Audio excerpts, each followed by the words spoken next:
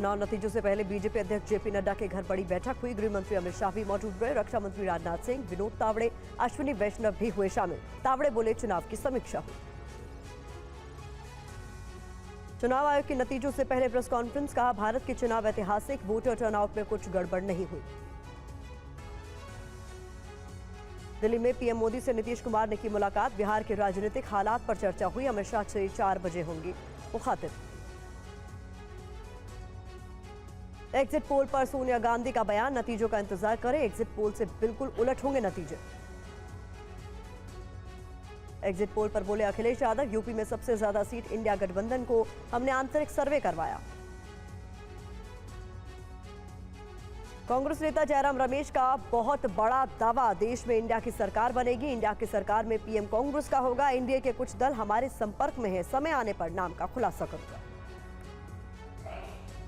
PM Modi के तीसरे term पर चीन के अखबार ग्लोबल टाइम्स का लेख लिखा, मोदी पीएम रहे तो टकराव की आशंका कम, बेहतर संबंध संभव।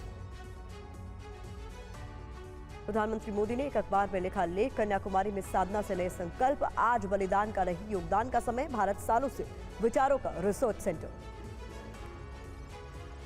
कल घोषित होंगे लोकसभा चुनाव के नतीजे। सुबह 8 बजे से शुरू होगी वोटों की गिनती। टीवी 9 भारतवर्ष पर देखिए एक एक सीट की सटीक और सबसे तेज नतीजे।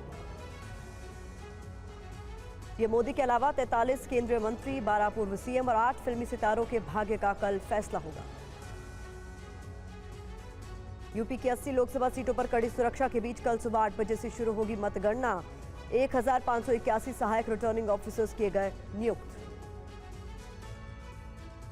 28 राज्य और 8 केंद्र शासित प्रदेशों की 542 सीटों पर मतगणना की तैयारी पूरी, सुरक्षा के कड़े इंतजाम।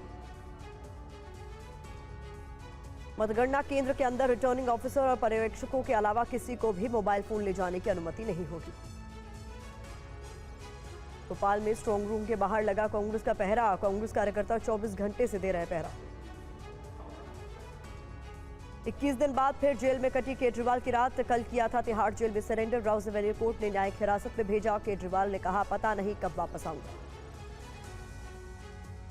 पश्चिम बंगाल में 2 बूथों पर गड़बड़ी के बाद फिर मतदान। बारासात और मथुरापुर की 2 बूथों पर मतदान। बीजेपी का टीएमसी नेताओं पर आरोप, ग्रामीणों को वोट डालने से रोक रही है टीएमसी बीजेपी। पश्चिम बंगाल के संदेशखाली में पुलिस और महिलाओं के बीच झड़प। सुरक्षा बलों पर हमले के आरोपों को पकड़ने के लिए टीम गई थी। संदेशखाली में पुलिसकर्मियों पर हमले के चलते हिरासत में एक शख्स, 4 पंचायतों में धारा 144 लागू।